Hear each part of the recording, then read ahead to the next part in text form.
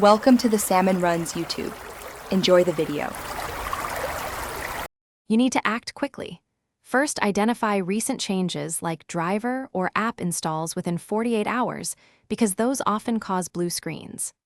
Once ready, make a recovery USB using the Windows 11 Media Creation tool on an 8+ GB drive so you can boot externally.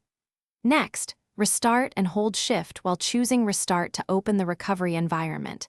If that fails, repeatedly press F8/Shift plus F8 or change BIOS boot order to boot from the USB. This gets you to tools to diagnose. Once in recovery or safe mode, run automatic repair to catch common boot errors. Then go to Advanced Options and choose Startup Settings to boot minimal drivers. You should open Device Manager to look for flagged devices and uninstall or roll back the most recent drivers because corrupted drivers cause kernel faults.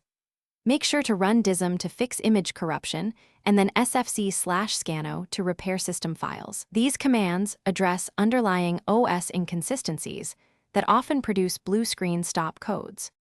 When repairs finish, if the blue screen persists, use System Restore to revert to a working state. This undoes problematic updates or installs without losing recent personal files. If that fails, choose Reset this PC and keep my files, or perform a clean install from your recovery USB to eliminate stubborn software issues. Make sure to record the stop code and attach the memory dump file when seeking further help. Having that info lets you or a technician pinpoint failing drivers or hardware much faster.